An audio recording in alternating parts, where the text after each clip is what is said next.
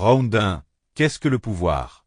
Pablo Escobar. Le pouvoir n'est pas une idée abstraite, c'est une capacité concrète à influencer le réel. J'ai compris très tôt que contrôler les flux, l'argent, les routes, les hommes, permettait de remodeler la société elle-même. Le pouvoir, ce n'est pas être libre individuellement, c'est être capable d'imposer sa volonté à une échelle massive.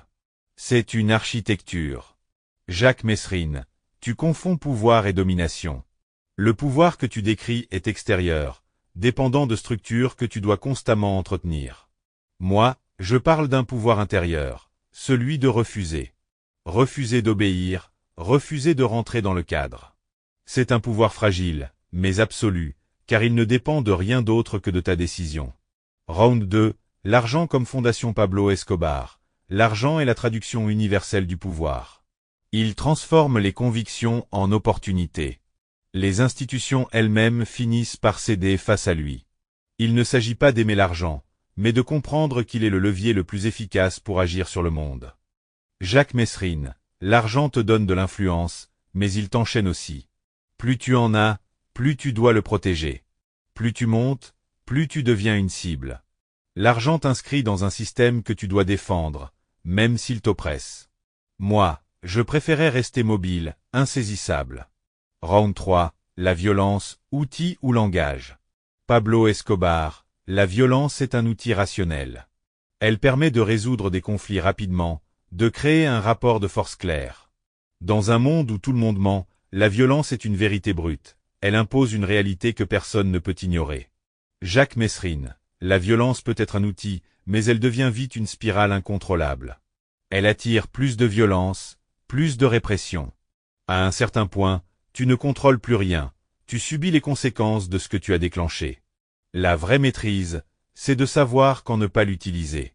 Round 4. Le système, à infiltrer ou à détruire. Pablo Escobar. Le système est imparfait, donc exploitable. Il est rempli de failles humaines, corruption, peur, ambition. Plutôt que de le combattre frontalement, je l'ai infiltré.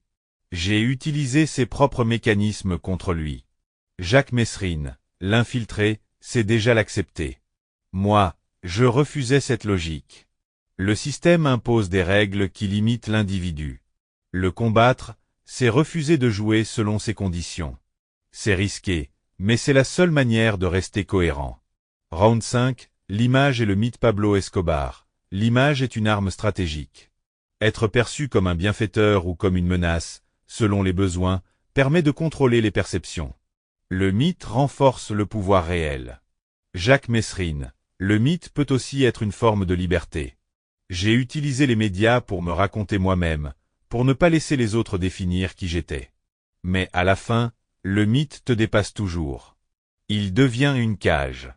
Round 6. La liberté, illusion ou réalité. Pablo Escobar. La liberté totale n'existe pas. Même moi, avec tout mon pouvoir, j'étais contraint par la nécessité de maintenir mon empire. La liberté, c'est une illusion qu'on négocie avec la réalité. Jacques Messrine. La liberté n'est pas une condition extérieure, c'est une posture intérieure. Même traqué, enfermé, tu peux rester libre si tu refuses de te soumettre mentalement. C'est une liberté fragile, mais réelle. Round 7. La peur et le respect. Pablo Escobar. La peur est un raccourci vers le contrôle. Elle réduit les incertitudes. Le respect, lui, est lent, incertain. Dans un environnement hostile, la peur est plus efficace.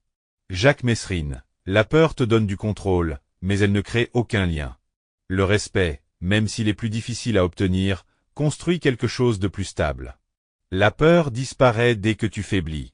Round 8. La traque est l'ennemi. Pablo Escobar. Être traqué par des États entiers prouve l'ampleur de ton influence. Tu deviens une menace systémique. Jacques Messrine. Être traqué, c'est aussi être enfermé dans un rôle. Tu deviens ce qu'ils disent que tu es. Moi, je jouais avec cette traque, j'en faisais une scène. Mais au fond, elle te définit autant que tes propres choix. Round 9. La morale. Pablo Escobar. La morale est relative. Elle change selon les contextes, les intérêts. Ce qui est jugé inacceptable aujourd'hui peut devenir normal demain.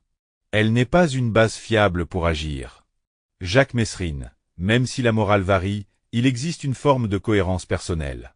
Si tu perds ça, tu deviens juste une fonction dans un système de violence. Sans ligne interne, tu n'es plus rien. Round 10, ce qu'il reste à la fin Pablo Escobar. À la fin, il reste l'impact. Les structures que tu as modifiées, les traces que tu as laissées. Le reste, morale, jugement, disparaît avec le temps. Jacques Messrine. À la fin, il reste la manière dont tu as vécu. L'intensité, la cohérence, le refus. Peut-être que tout disparaît, mais au moins tu n'as pas été façonné par autre chose que toi-même. Voix off, conclusion lente, puis montée. Deux visions irréconciliables. Construire un pouvoir capable de plier le monde ou refuser ce monde, quitte à s'y brûler alors. Qui gagne ce duel? Dis-le en commentaire, laisse un like si ce débat t'a marqué et abonne-toi pour ne manquer aucune prochaine confrontation profonde.